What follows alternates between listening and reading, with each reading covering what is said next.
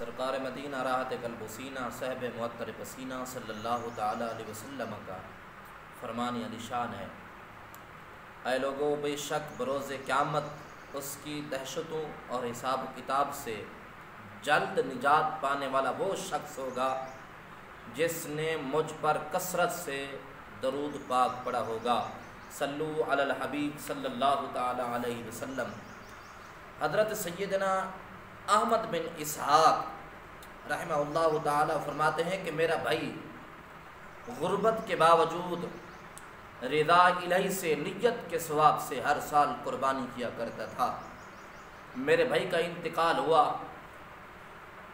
تو میں نے خواب میں دیکھا کہ قیامت برپا ہو گئی ہے، قیامت کا منظر ہے، لوگ اپنی قبروں سے اٹھ رہے ہیں۔ تو میں نے بھی اپنے بھائی کو ایک گھوڑے پر سوار نظر پایا، تو میں جس وقت اس کے قریب گیا میں نے پوچھا، اور اس کے ساتھ اور بھی بہت سارے گھوڑے تھے، میں نے پوچھا کہ یا اخی ما فعل اللہ تعالی بکا، اے میرے بھائی اللہ رب العزت نے تیرے ساتھ کیا معاملہ فرمایا، خالق کائنات نے تیرے ساتھ کیا سلوک فرمایا؟ تو اس میرے بھائی نے کہا ہے کہ اللہ رب العزت نے مجھے بخش دیا ہے۔ تو میں نے پوچھا کہ سبب بخش دیا ہے؟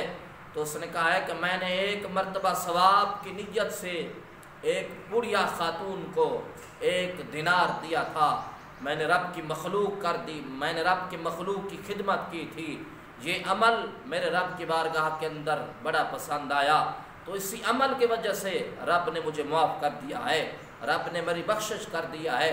تو لوگوں امت مسلمہ کے ساتھ اپنی ہمدردیاں بٹاؤ، امت مسلمہ کے درد کو اپنا درد سمجھو۔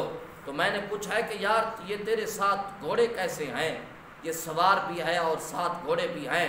اس نے کہا ہے کہ جس پر میں سوار ہوں یہ میرا قربانی کا جانور ہے، اور جو سارے ہیں یہ میرے ساتھ قربانی کے جانور ہیں، اور جس پر میں سوار ہوں یہ سب سے پہلے جو میں نے قربانی کی تھی۔ تو میرے کریم آقا صلی اللہ تعالیٰ علیہ وسلم کے غلاموں، اس سے پتہ یہ چلتا ہے کہ قربانی کی بہت بڑی اہمیت ہے، قربانی کی بہت بڑی فضیلت ہے۔ سرکار مدینہ صلی اللہ تعالیٰ علیہ وسلم کے غلاموں، اللہ کے محبوب نے فرمایا کہ جو شخص صاحب استطاعت ہونے کے باوجود قربانی نہیں کرتا اس کے لیے لمحہ فکریہ ہے۔ میرے کریم آقا کے غلاموں، اس سے اور اس کو کیا نقصان ہوگا کہ وہ قربانی جیسے بڑے ثواب سے محروم ہے۔ تو میرے کریم آقا کے غلاموں، وہ شخص گناہگار ہوگا اور جہنم کا حقدار ہوگا۔